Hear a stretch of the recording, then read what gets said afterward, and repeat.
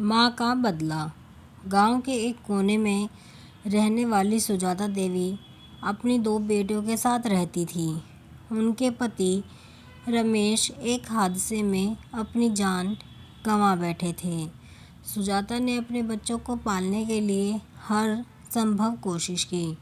खेतों में काम किया, सिलाई की और दूसरों के बर्तन भी मांजे। वह अपनी बेटियों राधा और पायल को इस उम्मीद से पढ़ा रही थी कि एक दिन वे अपने पैरों पर खड़ी होंगी। लेकिन गांव के ठाकुर, जो इलाके के सबसे प्रभावशाली व्यक्ति थे, ने सुजाता की इस मेहनत को कभी पसंद नहीं किया। ठाकुर की सोच थी कि औरतों का काम सिर्फ घर तक सीमित होना चाहिए। उन्होंने कई बार सुजाता को धमकाया, तू अपनी औकात में रह, तेरी लड़कियों को ज़्यादा पढ़ाने की ज़रूरत नहीं। हमारी बिरादरी में औरतें बस घर संभालती हैं। सुजाता ने हर बार इन बातों को नज़रअंदाज किया और बेटियों को पढ़ाने में जुटी रही।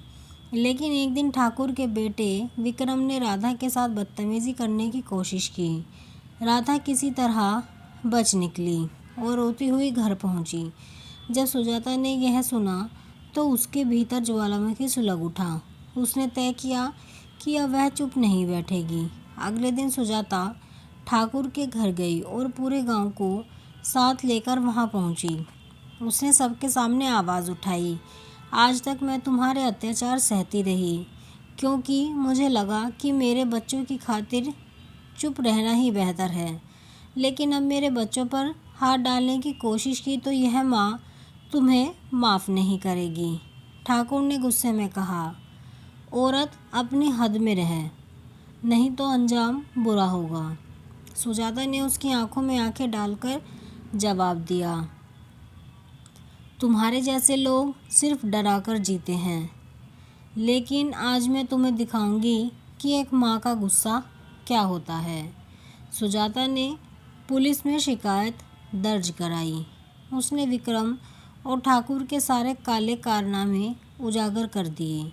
गांव वालों को भी समझाया कि अगर वे ऐसे लोगों के खिलाफ खड़े होंगे तो अन्याय हमेशा के लिए ख़त्म हो जाएगा।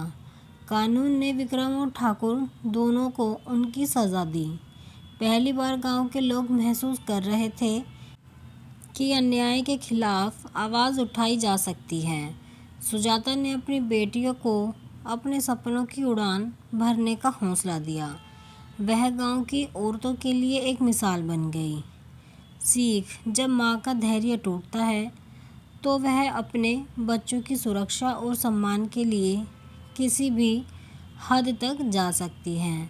अन्याय के खिलाफ खड़ा होना ही असली साहस है। आप कमेंट में ज़रूर बताएं कि आपको ये कहानी कैसी लगी है।